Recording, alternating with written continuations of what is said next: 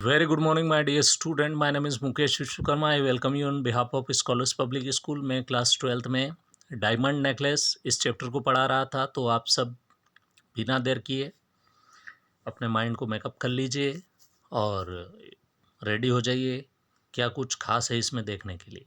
तो अब तक जो बातचीत थी वो ये थी कि मटिल्डा को जो है ज्वेलरी चाहिए होती है और उसके लिए काफ़ी उदास रहती हो, तो उसके हस्बैंड जो है वो उसे बोलते हैं कि तुम एक काम करो, 10 फ्रैंक्स में एक अच्छे से गुलाब खरीद लो 2-3 और उससे क्या करो, एक नेचुरल हार बना लो, तो उससे तुम काफ़ी खूबसूरत दिखोगी।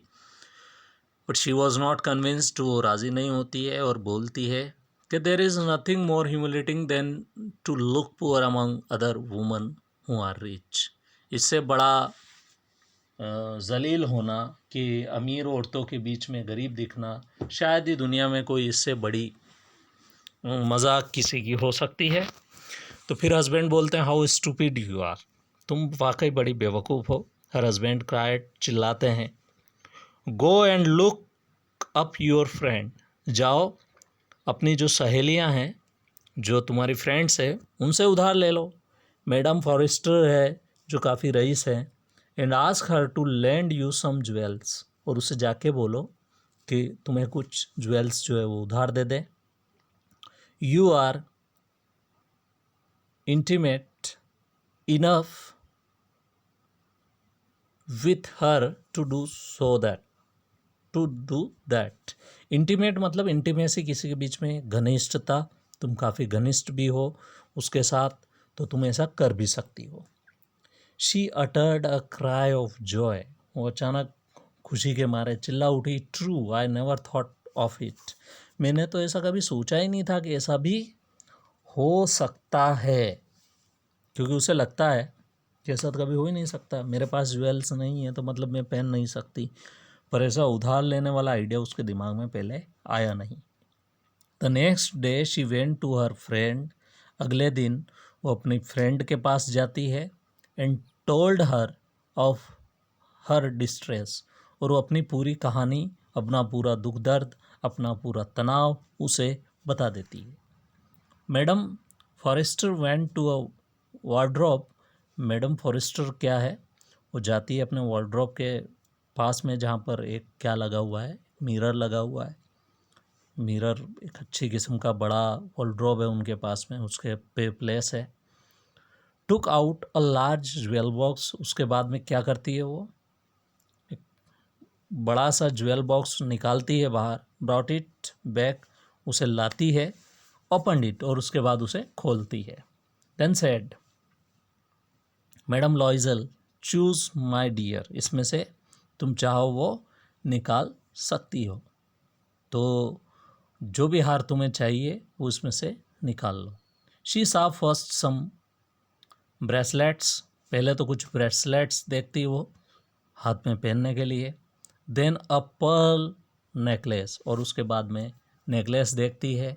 Then a Venetian golds cross sets with the precious stone, और कुछ गोल्ड्स के जो सेट्स देखती है जिस पर प्रीशियस स्टोन्स लगे होते हैं, काफ़ी अच्छी डेकोरेटिव फॉर्म में ज्वेलरीज होती है। तो ऑफ एडमायरेबल वर्कमैनशिप, जिस पे बहुत अच्छी कारीगरी की गई है, तारीफ़ काबिल जिस पे कारीगरी की गई है।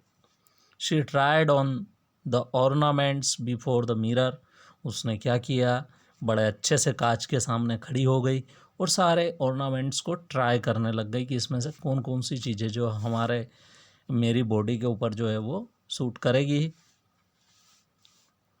Hesitated and could not make up her mind to part with them, अब वो थोड़ी सी हेजिटेट हो रही है, थोड़ा सा संकोच कर रही थी कि इसमें से कोई हिस्से तो हमें नहीं लेने हैं, to give them back. She kept asking, have not you any more, कोई और चीज़ें नहीं है, क्योंकि वो सारी चीज़ें बहुत महंगी दिख रही थी उसे। तो उसे ऐसा लग रहा था कि कहीं मैं महंगी चीज़ की अगर डिमांड करूँगी और हो सकता है मैडम फॉरेस्टर इसके लिए मना कर दे, तो वो और भी सस्ती चीज़ें तलाश रही थी। Why, yes, look further, I don't know what you look like, तुम कौन सी चीज़ें ढूंढ रही हो मुझे नहीं पसंद है, मुझे नहीं पता है, पर फिर भी मेरे पास में और भी चीज़ें हैं। Suddenly she discovered in a black satin box, एक ब्लैक स्टेन बॉक्स लेके आई, अ सुपर डायमंड नेकलेस, और उसके अंदर बहुत ही बढ़िया डायमंड नेकलेस था।